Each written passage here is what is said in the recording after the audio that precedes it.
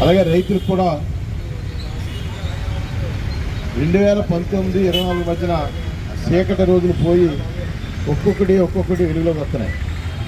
దానిలో భాగంగానే యువకాలం పాదయాత్రలో నారా లోకేష్ బాబు గారు ఇచ్చిన హామీ ప్రకారం రాష్ట్ర ఎన్డీఏ ప్రభుత్వం నారా చంద్రబాబు నాయుడు గారు, పవన్ కళ్యాణ్ గారు, నరేంద్ర మోడీ గారి ఆధ్వర్యంలో ఆక్వా రైతులకి రూపాయిన్నరకే సబ్సిడీకి విద్యుత్ రాయితీ ఇచ్చే కార్యక్రమాన్ని 11వ తారీఖు నుంచి రాష్ట్ర వ్యవసాయ శాఖ మంత్రి వాళ్ళు అచ్చెన్నాయుడు గారు ప్రకటించిన దానికి ఇవాళ మరి రాష్ట్ర ప్రభుత్వానికి నారా లోకేష్ బాబు గారికి మరి ధన్యవాదాలు తెలియజేస్తూ భీమవరం నియోజకవర్గ తరఫున తెలుగుదేశం పార్టీ తరఫున కూటమి తరఫున ధన్యవాదాలు తెలియజేస్తున్నాం.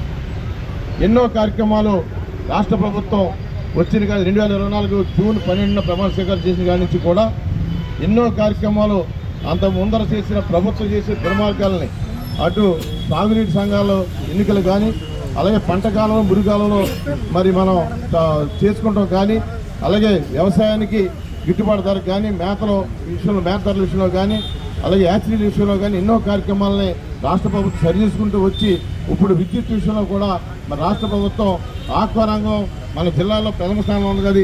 ఈ రంగానికి కూడా రైతులకి స్వతంత్రం అంటే వాళ్ళకి సబ్సిడీ ఇచ్చి వాళ్ళ మానసికంగా ధైర్యంగా ఈ వ్యవసాయాన్ని ఆక్వా వ్యవసాయాన్ని ముందు తీసుకెళ్లే విధంగా నారా లోకేష్ బాబు చేసే కార్యక్రమాన్ని మనందరం కూడా ముక్త ఖండంతో తప్పట్లతో ఒకసారి మరి ఆయనకి ధన్యవాదాలు తెలియజేయాలని సందర్భం తెలియజేస్తున్నాం.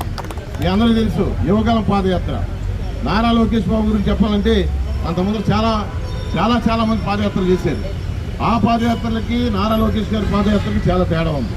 ఎందుకంటే ఒక రాక్షస పరిపాలన, అధికార యంత్రాంగం అంతా కూడా ఒక దుర్మార్గమైన పరిపాలనలో అతనికి ఒత్తాసు పలికి ఈ రాష్ట్రంలో ప్రజాస్వామ్యం లేకుండా, అంబేద్కర్ రాజ్యాంగం లేకుండా ఎన్నో ఇబ్బందులు పడుతున్న సమయంలో నారా లోకేష్ బాబు గారు కుప్పం నుంచి సుమారుగా 3000 కిలోమీటర్ల పాదయాత్ర చేసిన గొప్ప యోధుడు, ధైర్యవంతుడు, గొప్ప నాయకుడు నారా లోకేష్ బాబు గారిని అందరూ తెలియజేస్తున్నాను.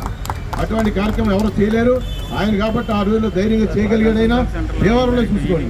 భీమవరం ప్రకాశం చౌక్లో ఈ భీమవరంలో జరిగే ఒక అవినీతిని, ఒక దుర్మార్గాన్ని పరిపాలనని, జగన్మోహన్ రెడ్డి ప్రభుత్వాన్ని ఆయన ఎండగట్టిన తీరు, ఆయన ఆరోపించిన ఆరోపణలే ఏంటని వాళ్ళు ప్రతిష్ఠపెట్టి నిరూపించుకోలేక మరి వెళ్ళిన 1 కిలోమీటర్ దూరంలోనే పాదయాత్రను దాడి చేసిన విషయం. యువకుల మీద దాడి చేస్తే వాళ్ళు ఎంత దుర్మార్గం అంటే అక్కడ చుట్టుపక్కల ప్రజలందరూ కూడా భయప్రాంతం అయిపోయారు వైసీపీ గూండాల దాడికి. అది మనం ప్రాణ రక్షణగా, యువకుల రక్షణగా, ప్రజాస్వామ్య రక్షణకి అధికారులు సహకరించకపోయినా సరే పోలీసు వ్యవస్థతో వాళ్ళందరూ కలిపి మన మీద దాడి చేస్తున్నప్పుడు మేమందరం కూడా దమ్ముగా, ధైర్యంగా వాళ్ళని దాడి చేసి రోడ్డు అంతా ప్రజల సమక్షంలో వాళ్ళని ఖండించి తవరి కొట్టిన బాధ్యత మనందరూ తీసుకోవాల్సిన బాధ్యత వచ్చింది.